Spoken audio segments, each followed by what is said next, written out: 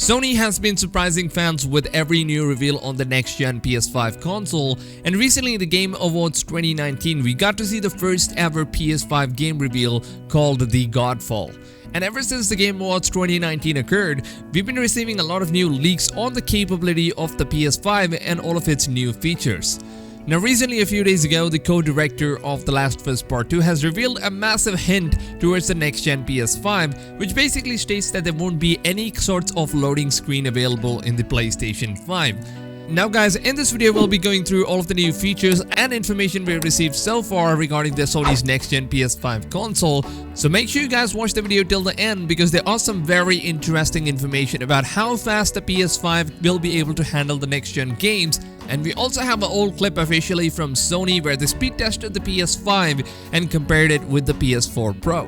Now guys, let's begin the video with the new PS5 loading screen information we've just received recently from The Last of Us Part 2 co-director Kurt Margino. Now, Kurt Margino has also been working on the past Uncharted series exclusively for the PlayStation, and the man has a lot of history revolving around the Naughty Dog production, and Naughty Dog is basically a company that is owned by Sony and they are contracted to make exclusive games for the PlayStation consoles. Now, if there is any sort of information coming from Naughty Dog's team, that would mostly revolve to be a trusted source because the team has been working on their upcoming next-gen project, The Last of Us Part 2, which is set to be releasing on both the current generation PS4, PS4 Pro as well as on the next-gen PlayStation 5 console.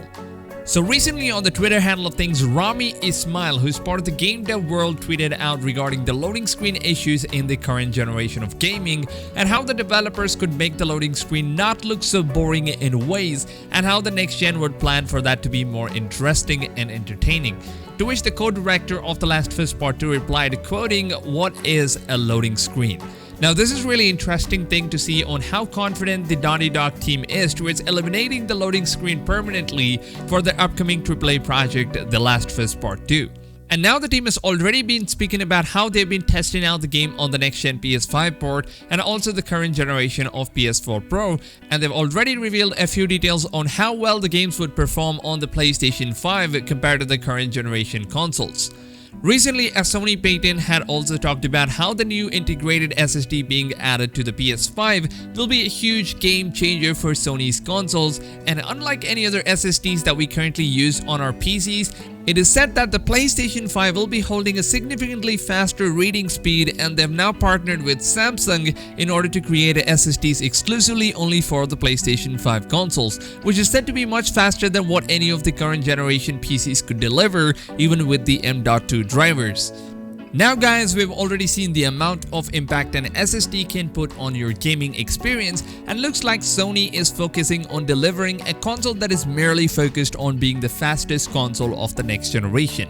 Now graphics and hardware is indeed a very important aspect of gaming hardwares, but the loading speed and rendering speed is equivalently as important as the other aspects of the hardwares. Now Sony has constantly been referring to them making the PS5 the fastest console for the next generation, which will not only have no loading screen, but the games and the world will load much significantly faster than the current generation. So when you're playing games at let's say 120 frames per second, and the SSD comes in handy when you're moving your character at a much faster speed, and the SSD drive will also help load the environment of the world in a fraction of milliseconds.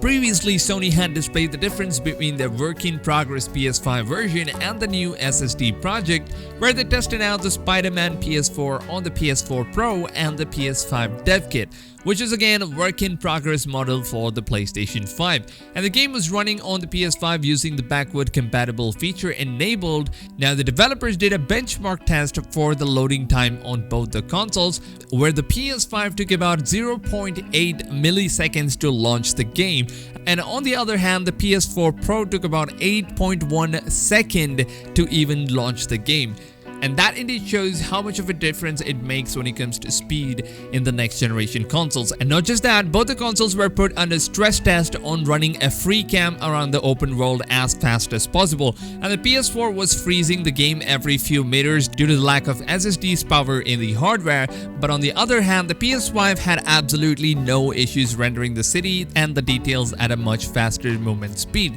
which of course looks very promising, especially with the new SSD upgrade. It is of course rumors said that we'll be getting some really good FPS rates on the next-gen PS5, where Sony has previously said that we're going to be getting about 240 frames on the 1080p resolution and 120 frames on the 4K resolution, and 8K is probably going to be running around 60 frames. And this is what Sony has specified so far, which looks very promising, especially with the new SSD upgrades. If this turns out to be true, then I would say that this could easily compete with the current generation high-end PC builds. Some of the game developers have already been testing out both the PS5 as well as the Xbox dev kits, and according to the information given by the developers, it is said that the PS5 runs and loads games much faster than the Xbox Project X. But this could indeed just be regarding the processing speed and loading time of video games. But when it comes to graphics and visuals, we still have no clue on which console will turn out to be better than the other. I do understand that visuals and rendering speed is one big factor, but on the other hand, we also have the most important aspect of console gaming, which is the exclusive games. Now, it is of no doubt that PC is and will be always ruling the industry as being one of the most powerful platforms, but Sony has been standing up for the titles they've been contracted to the Sony's PlayStation exclusive, which once again makes the PS4 a very valuable gaming hardware. And on the other hand, so far I haven't seen any game other than the Halo on the Xbox Series X, which again will also be coming out on the PC. So I don't really see any wow factor that would really give me the urge to buy the next generation Xbox console. And I really want to hope that Microsoft comes up with a better games and surprises me with all of the awesomeness that it can offer, because having both the consoles with multiple exclusive games that would keep me busy for an entire year is much better than just sticking with the games that PlayStation has to offer, which are clearly much better than the ones that Xbox holds. Now, Sony has already announced that they will be revealing the next-gen PS5 early next year, which will no doubtly be in the month of February, which is when Sony usually reveals all of the next-gen consoles. Previously, when they revealed the PS3 as well as the PS4, both the consoles were also revealed in the month of February. And my guesses are that when they do reveal the next-gen PS5, they will be showing off the processing speed of the new console by either running some of the next-gen games like The Last of Us Part 2, Ghost of Tsushima, or even Cyberpunk 2077, and undoubtedly the new PS5 exclusive Godfall, which has already got the new trailer for the game in Game Awards this year. So 2020, I believe, is of course going to be a very interesting year for gaming, and with the next generation beginning, it would be the start of a new era for all the gamers. And this would also mean that all of our bank savings and all of our wallets are going to get ripped off very soon. So I hope you guys are saving up a lot of money for all the upcoming games and consoles that are coming up next year. And I'm pretty sure it's going to be a great year in both content-wise for my channel and also for all the gamers to enjoy all the next generation visuals.